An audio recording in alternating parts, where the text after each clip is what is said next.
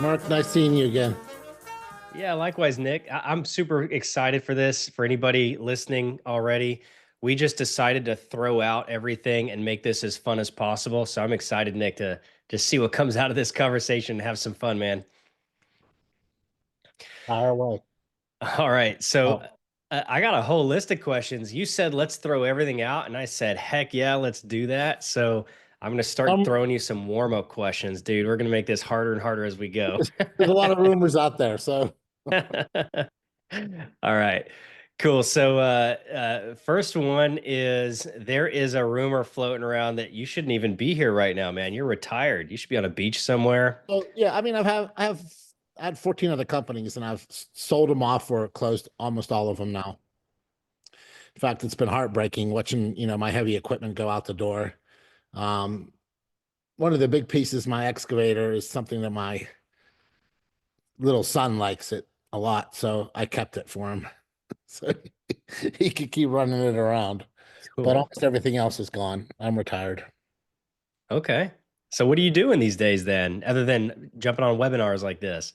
Just well, I still have one small position in InterNACHI, which is I run the legal department, and then I'm mostly working with Maggie at CCPIA in uh, the commercial association is where I spend most of my time now.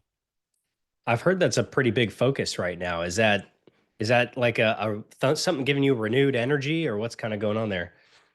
Yeah, because I mean, I spent my whole lifetime trying to get inspectors to charge thousands instead of hundreds. I mean, see what I could do to help them market and help them charge more and make more money and get wealthy. And near the end of my career, Maggie and I come up with the CCPIA. It takes off, and inspectors are charging thousands again. They're Mhm.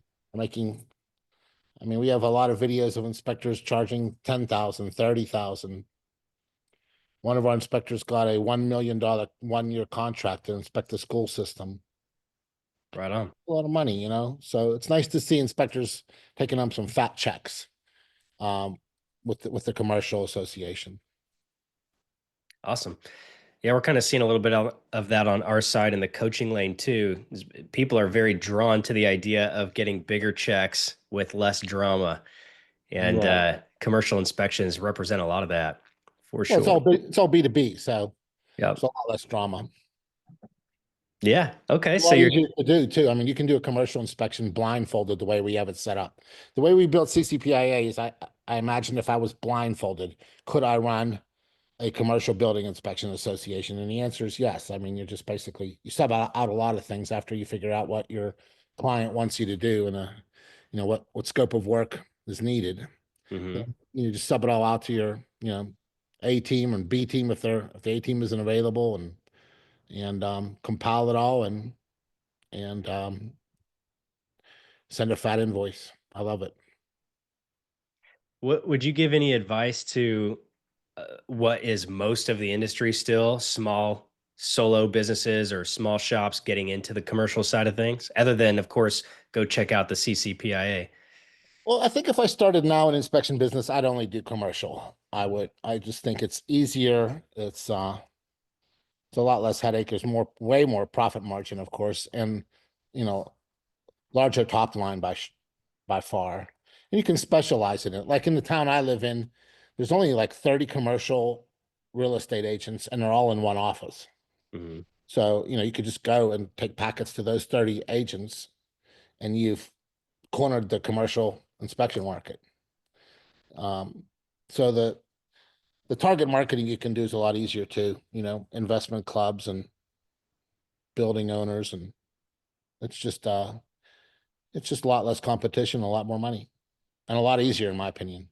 So Nick, what's the competition like for donut shops? I have a donut shop. I shouldn't have it. I'm the one guy probably in the world shouldn't have it done. I actually don't have the shop, I have the building.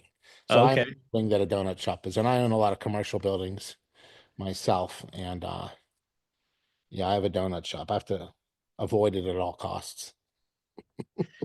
Are you like the CEO of the donut shop, or what is that? How? No, so I only own the buildings, but Yeah. one of my tenants is a donut shop.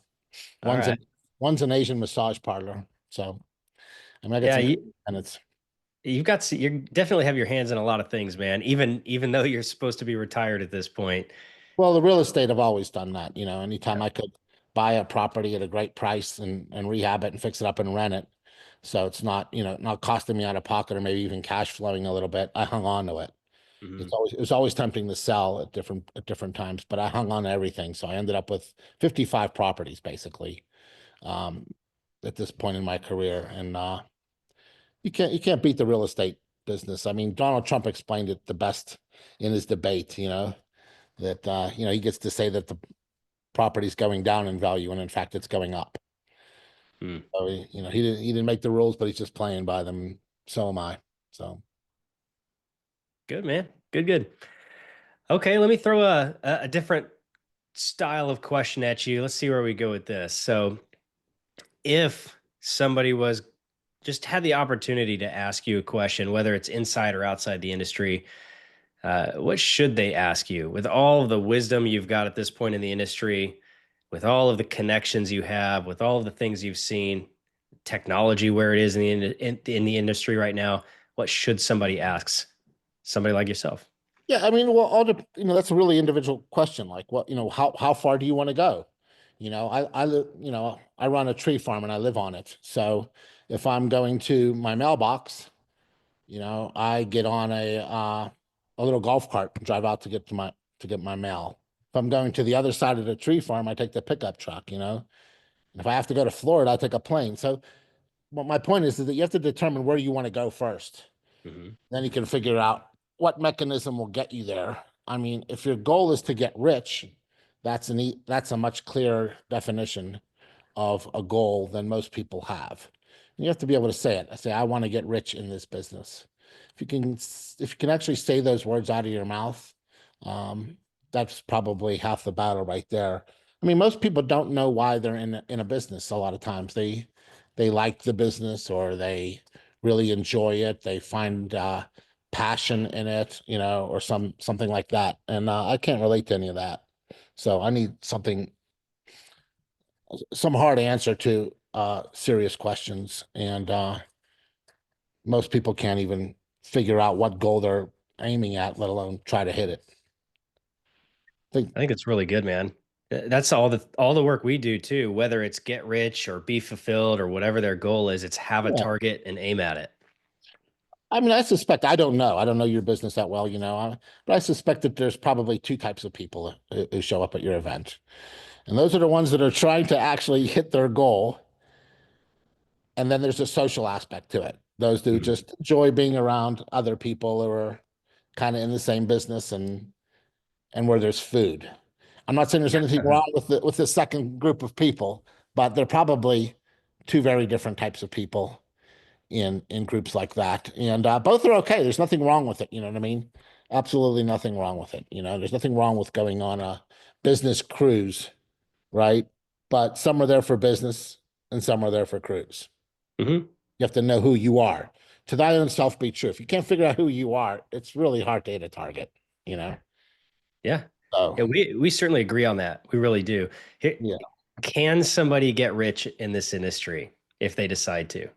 Yeah. I wrote an article on 4 ways you can get rich as an inspector. I won't go through it all, but um, I figure there's 4 ways to do it.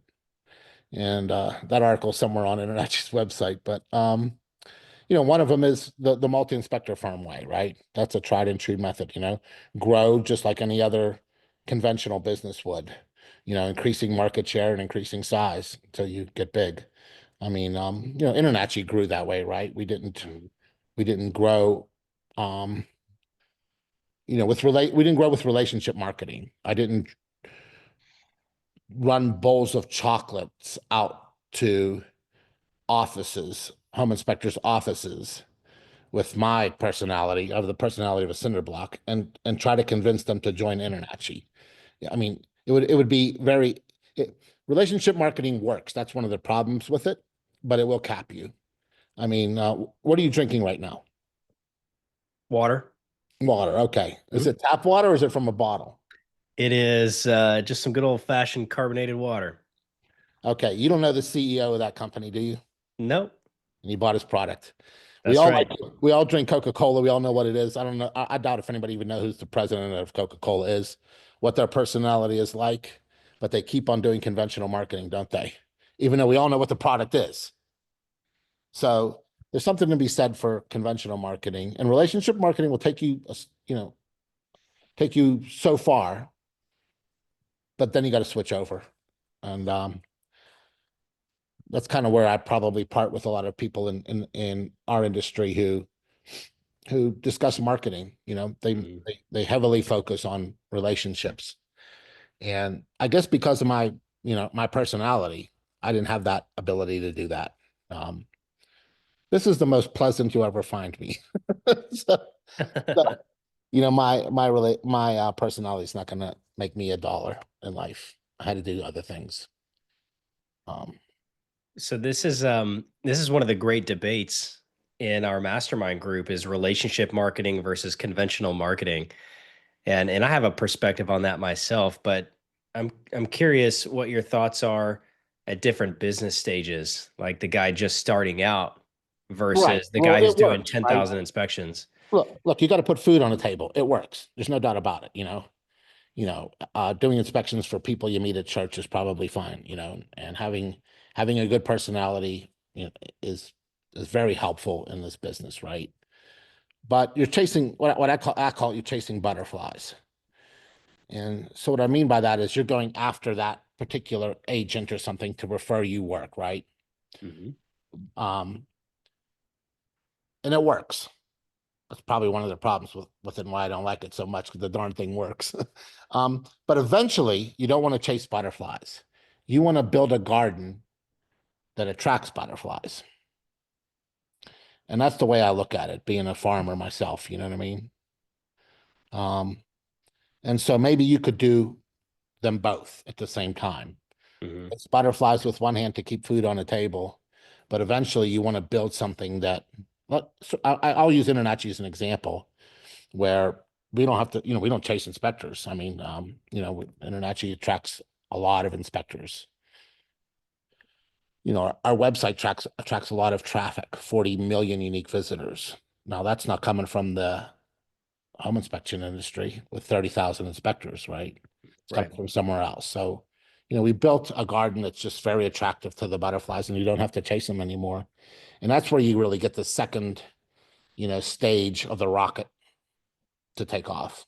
Um, and you can do that with any business in any industry, but you have to give some energy and some thought to it. You can't just all be just chasing relationship marketing forever because there's only so much of you to go around. Hmm.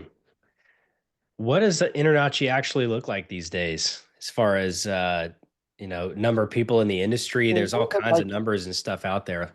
yeah, we're 25,000 members. We had hit 30,000 when we were really busy at one point. And it bounces around a little bit. Mhm. That's in the US and Canada. And that's the only places we make money, US and Canada. Now we have operations in 60 countries, but those other 58 countries don't make us a dime. And we have this thing basically called the InterNACHI conglomerate, which is it's at nachi.org/conglomerate. It's Mhm. just a big family of for-profit, nonprofit, and charitable organizations, all in the inspection industry. A lot of names vendors those are our companies. And Mhm. that conglomerate is pretty large within the United States and Canada. We did 53 million in 2023. So I don't know what 112 employees. I don't know what the gross is for 2024. But in 2023, we did $53 million, that conglomerate. And it's, everything from insurance to inspector outlet tools, education, our schools, our house of horrors, um, our commercial division, certified master inspector, the whole works, cozy coats for kids, our charity, and everything around it. So, Mhm. it's a good size to manage. Um, and we have a few that we kind of control covertly, but we don't we don't really consider them completely with us as a partner yet, but we kind of control those vendors. The one thing we're not into, even covertly, is software. And I've Mhm. always stayed out of it. I just think that there's so many good programmers out there and developers coming up with great things in software that if I got into it, I'm afraid that people would gravitate to it, and then it would stifle innovation. So I've stayed out of software, and I prefer that the software companies compete. And no matter who loses, the inspectors are going to win with that strategy, I think. Let's dance around that for a second. So, what is your well, actually, I'll preface it by saying I think our industry is entering into a new phase, probably has been for a few years, where we're seeing consolidation, we're seeing companies merge, we're seeing acquisitions, we're seeing private money come in. We're also seeing some interesting things that tell us a new stage is upon us, like technology becoming more and more specialized for our industry rather than just stuff pieced together. What's your take on that technology in the industry at this point? Yeah, I mean, it's always going to be things always getting better and better. I mean, Elon Musk makes the point that that's not necessarily true, that you could go backwards. Um, but in my lifetime, certainly, you know, certainly from a technology standpoint, things have always gotten better. I'm pre-internet, I'm pre-cell phone, I'm pre-digital camera, so I've seen a lot. My grandmother, who, was born before the Wright brothers flew a plane, got to see Neil Armstrong land on the moon. So you can imagine um, what the inspection industry, if it keeps this up, what it'll be like. Yeah. Um, I did the first digital inspection reports when Canon came out with a digital camera. I think we did the first InterNACHI did the first drone courses before that was all a regular thing to do.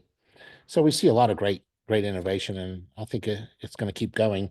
As for this consolidation, we'll see. You know, it's not that easy. It's Mhm. not the burger business, and even burger businesses don't last, right? It's not Yeah. it's not it's not a commodity, the inspection business, and non-commodity businesses and service businesses especially are a little bit more difficult to um to grow into big national operations. I mean, franchises do that, but when you look at a franchise, it's really still just the individual inspector in his local market that's doing really the grunt work, not the franchise. So we'll see how this consolidation works out. So you said the word commodity, and I'm actually interested. I'm always more interested in the bigger picture than I am like individual businesses. And so, do you see a world or a future where the inspection is a commodity and fits into some other piece of the home service puzzle? Not unless we really in this country adopt pre-listing inspections. So if we adopt if pre-listing inspections eventually become a norm, Mhm. then it's a little bit more commoditized, because there'll be more regulation on what you have to inspect and how you have to report it and all that. There'll be more insurance requirements, and it'll be almost like title work is done today, right? You don't really shop for a title company, do you? You don't check their references and all that. No. So No. that's because it's so ingrained as part of the process. Um, Whereas home inspections still are not yet. When you call three different home inspection companies, you get three very different responses if they pick up the Mhm. phone at all, right? True story. Yep. And you get different prices, right? And you get different pitches, and you get different services offered to you, right? So, um, some offer 4 or 5 different inspections, and some only Mhm. offer one. So we're not there yet, and it may never be there. And probably it's to our advantage that it never becomes there. That we just keep innovating and growing and coming up with stuff. I mean, look at all the stuff that happened in just the past few years, right? I mean, who'd have thought that so many inspectors are making a living off of commercial inspections? Who'd have thought Mhm. sewer scopes would take off, or using, the first time I posted about inspecting with a drone on InterNACHI's message board, you can go back and look at the thread. I mean, most inspectors who were reading that thought I was joking, thought it was like some kind of April Fool's joke, or like I'm just kidding around. They didn't actually believe I had a drone, and I was, Just a fad. yeah, like you're joking, right? You're kidding. So, it's really the first time I showed a real estate agent a report, and she thought the pictures were like, um, just standard pictures to describe something. And then I saw her in her eyes, she realized that's the actual house. You're taking pictures of the actual house and putting it into the report. I mean, stuff like that was a leap for our industry. And I think leaps that are not predicted right now will occur in the future. Yeah, that's a whole different direction to go. Innovation, technology leaps. Is InterNACHI doing anything with AI or Well, we, education around that or anything? What are you you know, guys thinking we, about that? I am always of the philosophy that first punch doesn't win. Okay. I'm okay for somebody else to fight that battle, go in there, lose their shirt. Maybe a few other people go in and try to take down that dragon, right? And then I'll sit back like a Zulu warrior who sent in 1,000 1,000 warriors first to see what happens to them before I launch the big attack. And so I think it's best for me to just wait at this point with Mhm. AI. It's just too ripe for me to start placing bets on it, on what to do. And I want to be sure on a lot of things, right? I've been wrong most of my life in this career. Most of the stuff I built for the inspection industry has come to a complete failure. Didn't work. Mhm. What you see left at InterNACHI and CMI and that's stuff that actually works, stuff that actually makes inspectors money and helps them. So since my track record is so abysmal, I don't want to be out there attacking first. I want to see what happens for a little bit. We're taking our time. We use it a little bit, Mhm. We have other projects that we're deep into, so that are coming up in the future that are going to change everything, I think, in other ways. And the degree program is probably the biggest one that's coming down. Like, InterNACHI got U.S. Department of Education accreditation, the same as Harvard and Yale.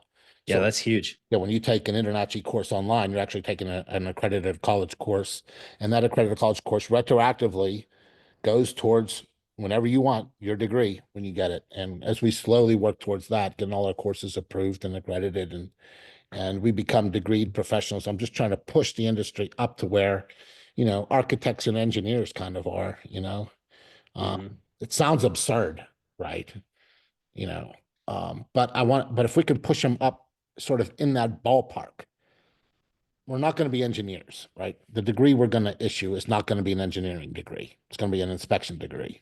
Mhm. And but our courses are pretty robust, and engineers don't know what to do when something's old, and I mean they're good at calculating how to fix something, but inspecting something that's just worn out or blown off or broken or past its life expectancy or damaged or something, it's really our strength.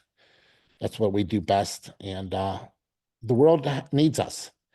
They're not going to replace us with a robot. No robot with AI is going to go into your house and do an inspection. There's not that. That's not going to happen in our lifetime. They can't offshore us to India, right, to do an inspection. They can't download an inspector. So some man or woman has to get a flashlight and go in that crawl space in that attic. And so there's no way around that. And come out and articulate what they saw in a report. That's going to be done by human beings for a while, with assistance from other technologies, certainly. But Mhm. we're not getting replaced anytime soon. Yeah, I don't disagree with that at all. I do think that companies will get faster on the backside of their business with speeding through things like reports and anything that technology can help with. I want to ask you I want to do a little pattern interrupt here because we're talking about houses and it triggered a thought. Every time I hear about you, I hear about your house. Tell me about your house, Nick. No, you have to come see it. It's not. I couldn't do it justice. It's a big house. I was in the construction business all my life since I was 12. So for 50 years, I was in the construction business. So when you build your own house, you just keep going. Hmm. Now I want a vault for my guns. So good. I want a sauna. So you keep going. You keep, it gets bigger and bigger. The plan started big to begin with. It's a large house. We use every inch of it. Me and my wife. My wife are Yeah. both have a lot of businesses together, and so we have offices in there. And people think it's a big house. It's a big house. It's 29,000 square foot.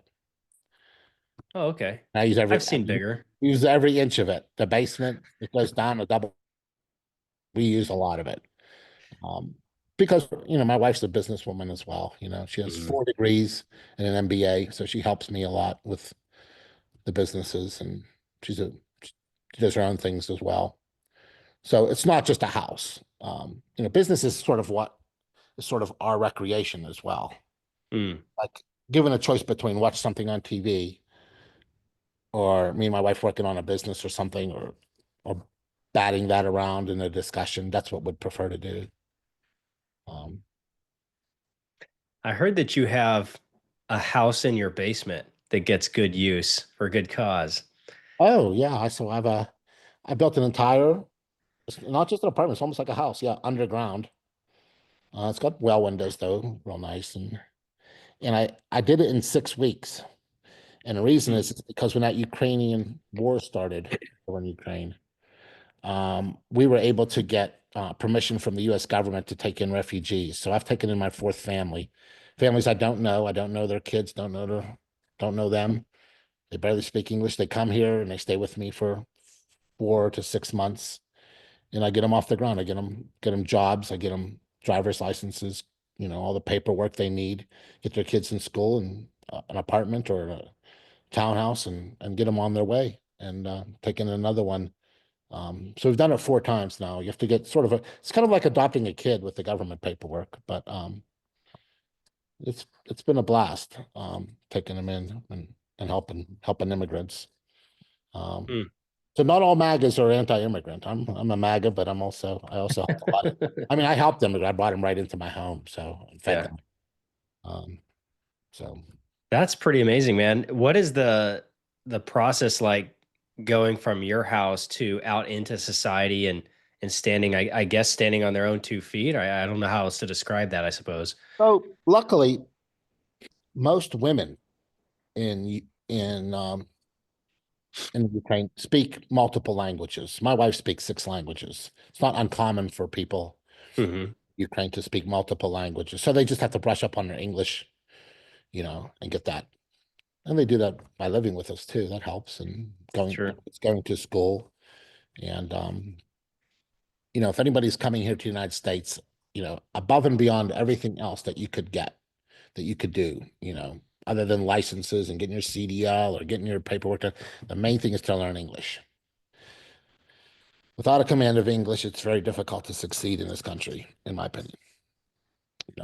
If you have Yeah. kids, if you're an immigrant and your kids are here, I would order them to speak English Hmm. to each other and to their friends and everything else. Hmm. Interesting. I bet we could talk for a whole hour just about that. But I mean, kudos to you guys for helping those people out. It I was a can't imagine blast. it's Fun.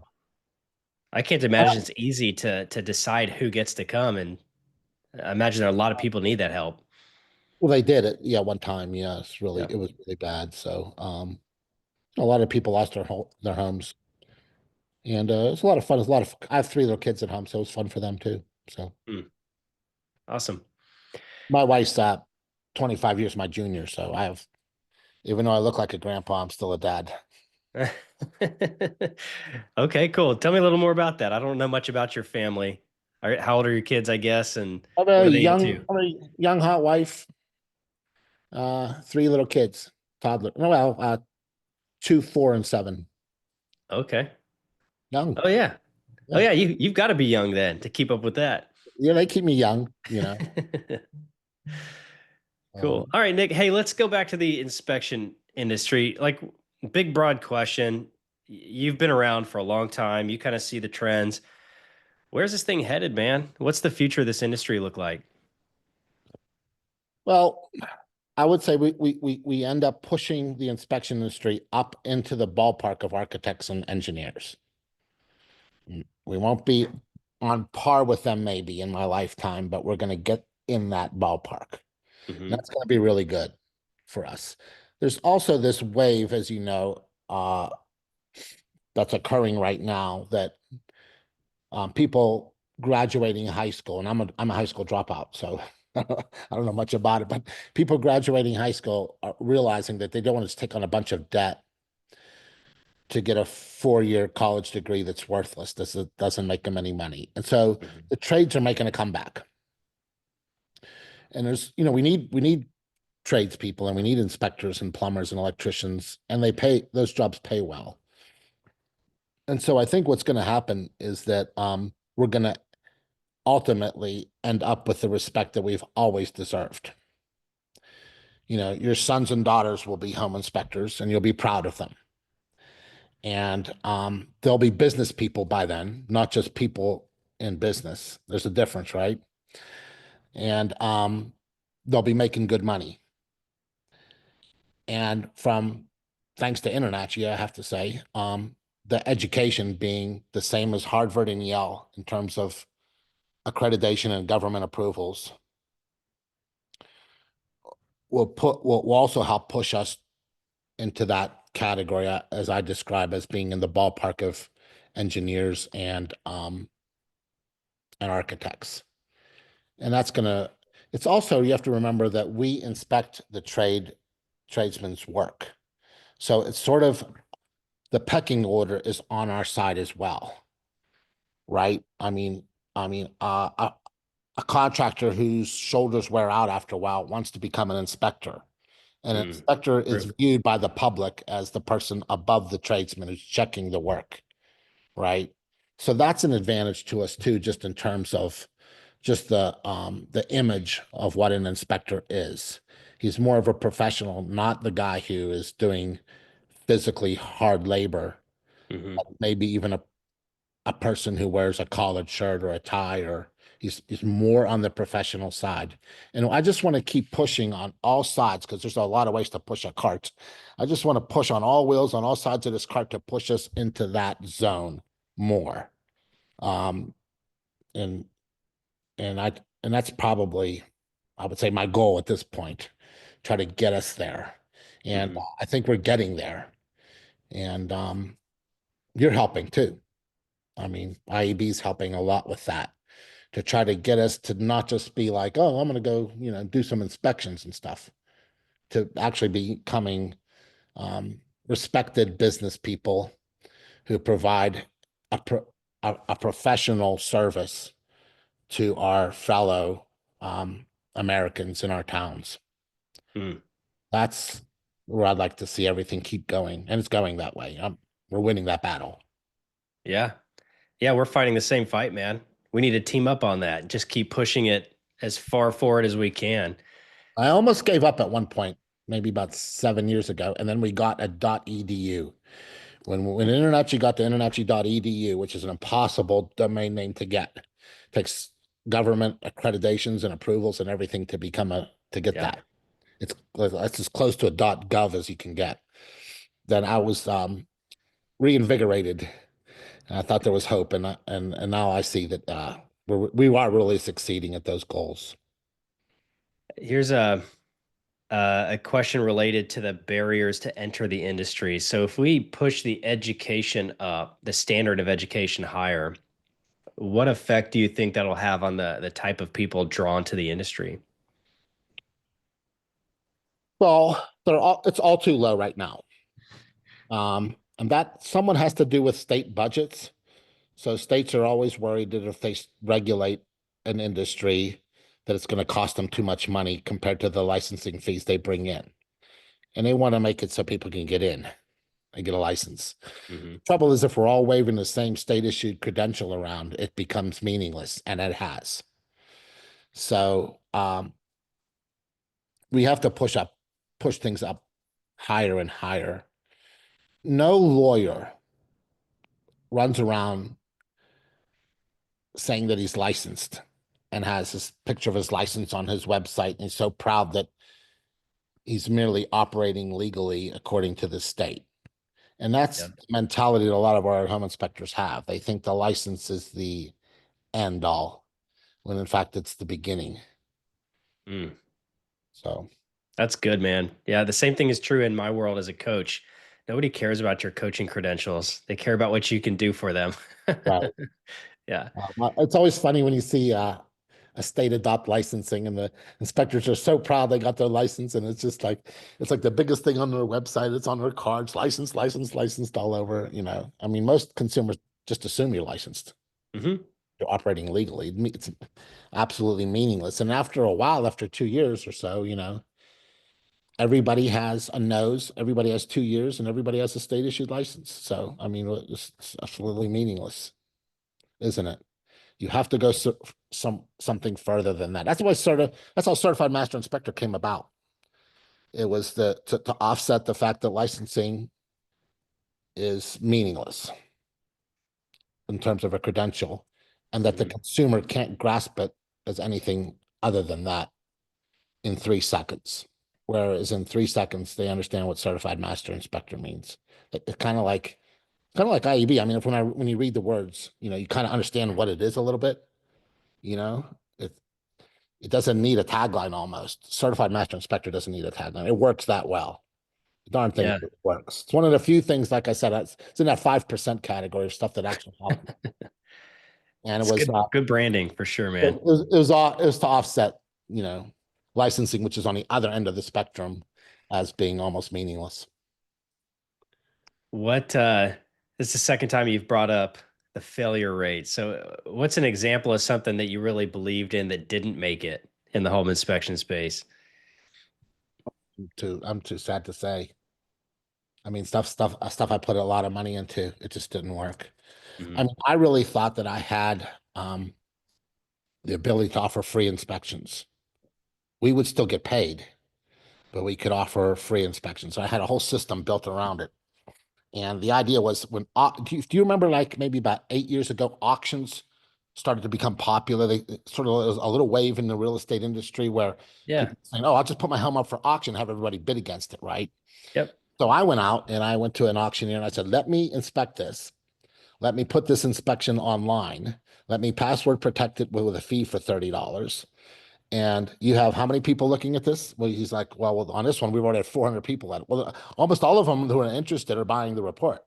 Either they're buying the report to not buy the house because they don't like what's in, or they're buying a report because they're about to spend, $500,000 on a house at an auction that they haven't seen yet, right? And, $30, $40 or whatever we were charging, that's way less expensive than actually hiring a home inspector. Hmm. They could see the report. And so what I did is I went to the auction and I brought a bunch of copies, hundreds of them. And I just stood up and the auctioneer, I had to cover the auctioneer on the side, give him a cut. But I said, listen, I make my living by doing these inspections. So you can buy these inspection reports, but I'm asking you, please don't just hand them out and pass them around the room. This is how I make a living. And in return, I'm only going to charge you $40 for the inspection. Sold out. So now I said, oh my goodness, here's how we're going to do it. We could actually start doing pre-listing inspections, putting the inspection up on the real estate agent's website, like Zillow or whatever, where you can download it for a fee. Hmm. That fee gets split up all over the place. And then I would, knowing the math behind it, I would just look at the algorithm and say, okay, I'm going to cover my inspector. He's going to get his, $400 right off the bat. And as the reports sell, if we get much over 400, if it turns out he's hit a real jackpot, we'll get him in for a taste for extra money, like almost like a royalty. You see what I mean? So everybody would win. So that was the one I spent a lot of money and effort, and the funny thing is, I stayed in it too long because it worked. Hmm. There was one group of people that hated it, the inspectors. They Interesting. they wanted Okay. no part of the project. And so I got so much resistance from my own people that it failed. So I guess it failed in such a way that there was not room for different inspectors or maybe to try it in a different place. Right. I think even Texas, the inspectors in Texas actually went to track and actually changed the rules on what a client is, just to wreck the Ah, program. I see. Yep, that would be a roadblock for They were sure. they were just really opposed to it. And I'm not here to do something that I think is in your best interest if you're opposed to it. Yeah. That's your mom.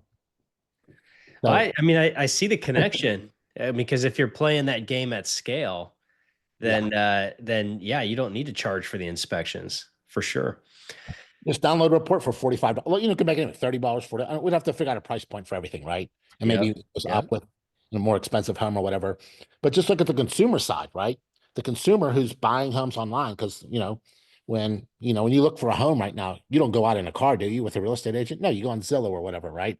You Yep. look at them online. If you get interested in something, downloading that report is going to be a real help to the real estate agents, because if you've gone through that report and seen the good, the bad, and the ugly, and you still schedule a showing, you want to go see it yourself.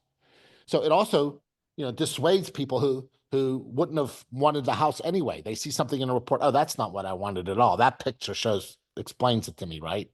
Hmm. And so it saves that real estate agent from having to go there and show a house to someone who wouldn't have bought it if they had seen the report. It saves everybody. The real estate agents, it's make more money doing this because they spend less time. It makes the leads hotter, because if someone goes to an inspection report and still wants to go see the house, that's a hotter lead. The price is dropped for the consumer because they're getting an inspection report at a tenth the cost, and the inspector is making his money up front and collecting a royalty, possibly, if it sits there for 6 months, with consumers just downloading the report for 6 months and never sells. This thing was a win-win-win all around. But again, I would say I view that as my worst failure, because I think it would have worked, and I Yeah, I couldn't could. pull it off. It's like that great football play you draw up. This is a winner. This is a touchdown for sure. But every time you run it, it just doesn't work. I say keep it in your pocket, man, because as our society gets more and more averse to actually speaking with humans, they'll want to download reports and get things at the push of a button more and more. Yeah, I noticed the younger people, they would never think to call a real estate agent and go out to a house, maybe out of town, fly in, Hmm. look at a house that they're thinking about buying, at least before they had the option to download an entire inspection report on their property with all kind of pictures and information on it for a lousy $40. I mean, it was so good. And I had the listing agents and listing MLSs, and some of them agreeing to already hosting that and taking a cut of those fees and all that. But that's probably my biggest failure. It's okay. You don't win them all. Right. It's Yeah. just like stocks. Nick, let's give something practical for the people who are going to be listening to this for some time to come as it gets posted. So, how can people get the most out of InterNACHI right now as it's currently formed? Well,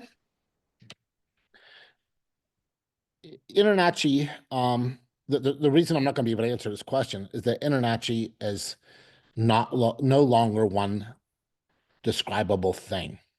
It's Okay. become such a massive, it's a 280,000 page website that's interactive.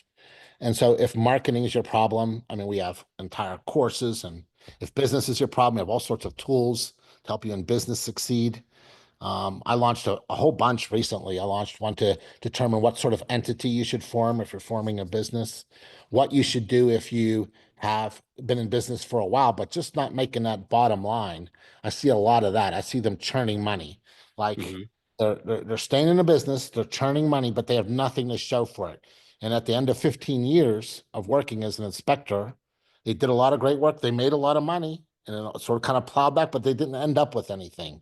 So I Yeah. have a lot of tools to help them, actually pile up money in the end. I mean, most inspectors who have been in business a few years don't work their existing database. I'm sure IEB probably has a lot to say about that, on how to do We it. do. Yeah. Yeah. Yeah, The people lose how a to lot of do money it. by neglecting that.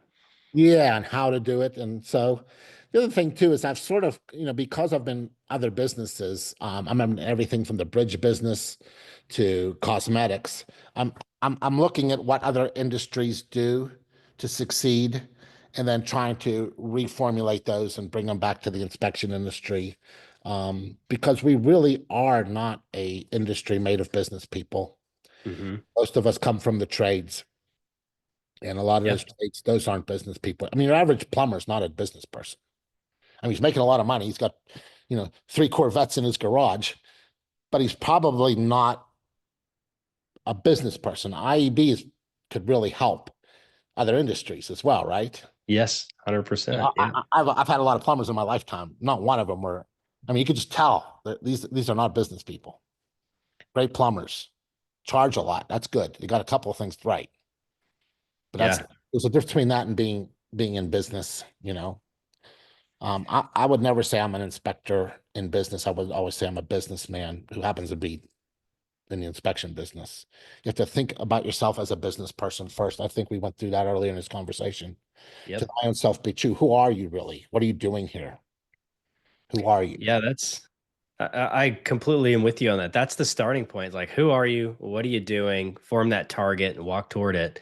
Yeah. 100%. I'll I tell mean, you. me and my wife are just a perfect example of this because I'm kind of intuitive, right? I'm an Uh, emotional, kind of intuitive, kind of like, I think we should do, it feels like I should be doing this right now, right? And whenever I start talking like that, she's over there with a pen and paper, trying to do the math behind it because she has an MBA. uh-huh. So it's really enlightening to me to see, oh, what a real business person, how they look at a problem compared to how I look at it. The world needs both, Nick. They need Okay. you and they need her. I'm trying to use both. So Yeah. built a lot of business tools lately that are really Mm, useful to inspectors to help them with just basic business decisions, to mhm. boil decisions down to essentially finance and mathematics, um, to help them make those decisions. Awesome. Okay. Well, I can just to add to and agree with you that a lot of the work that we do in IEB starts with getting people to stop thinking like a technician, start thinking like a business owner. Once people make that shift, like their whole world opens up, opportunities get bigger, the target gets more clear, and You want to ultimately systemize to grow, yeah, to build a multi-inspector firm, you have to do that. There's no choice.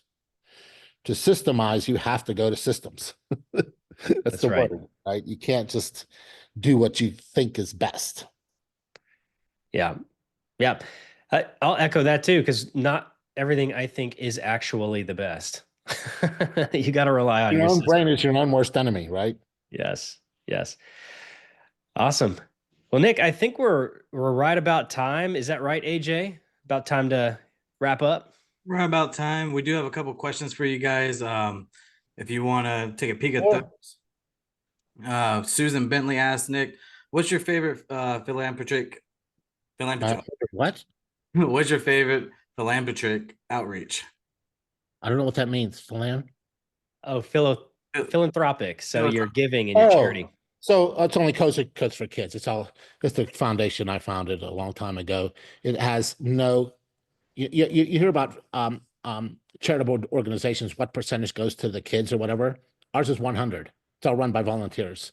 And Inspector Outlet provides all the shipping for free. So we don't take, there's no overhead. It's the only charity that I know of in the world Mm, where our number is 100. They're ranked by how much of it, what percentage goes to children. You'd be surprised in a charity how little goes to the actual beneficiary. Um, but in ours, it's 100%. So Cozy Coats for Kids. Tuesday night auction on our website every Tuesday night to raise money for, it's really a fun time. And IEB raised some money recently for us too. So yeah. you got any more questions there, AJ? Yep. She also asked, "How can the inspection industry, especially influencers, help?" What do you mean? You mean like social influencers? Yes, I'm assuming that's what she means. People on TikTok, Instagram, Facebook, that kind of stuff. Hmm. Well, I think there's some people that are really succeeding on that. I mean, AJ, the inspector, isn't he like, millions and millions of followers? So, I was talking to my nieces who know nothing about inspections and they knew AJ, the inspector. So they're, they follow him. That's probably really good for our industry. And Hmm. I think, another guy, I fight with him a lot, so maybe I'm scared to bring his name up. Cy Porter, he's sort of done pretty well with getting the consumer to realize that that a new house is not a new car. It's not built on an assembly line. It's built by different people. Even the house next door in a new plan is built by somebody else than built the first house, and that they all have a lot of flaws. So that's been really good for our industry to have these, I would say, social media influencers out there reminding the general public that everybody needs a home inspection, and just because you're buying a new house, you need one too. So I thank all those guys who are doing all that hard. That's a lot of work doing those Yeah. videos. There's a lot of work to get those done and edited and up, and putting yourself out kind of is something I don't like to do. I don't think most people don't like to stand on stage. I don't even know what to do with my hands right now. I'm talking to you. I'm nervous. My hands, I don't know. No, what do I do? I play with this pen or something, So to go out on a video and let everybody just, in an open format where they can take shots at you, I give a lot of respect to all the people that are doing that. And there's a lot of new guys, coming up too, that are doing great Facebook and YouTube, especially YouTube videos that are helping our industry indirectly in ways that we can't even quantify. Mm. You anything else, AJ? I think that's it, Nick.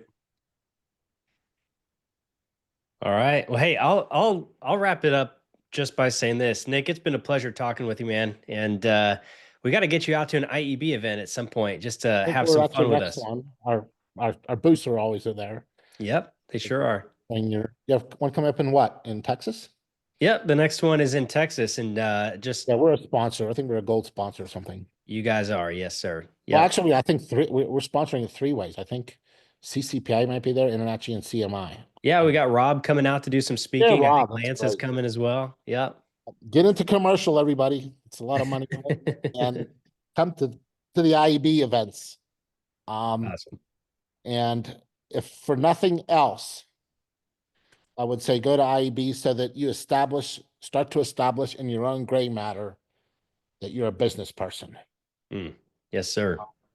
If you can just do that, I always say you're halfway there. Then you can work upon the tools and success tools for business people and stuff like that. But the biggest hurdle you have to overcome, and IEB will help you with that, is between your own two ears. Nailed it. Couldn't agree more. Awesome. Thank you, gentlemen. Really appreciate you guys bringing me on here and just having a good conversation. This was fun. Right. Thank you.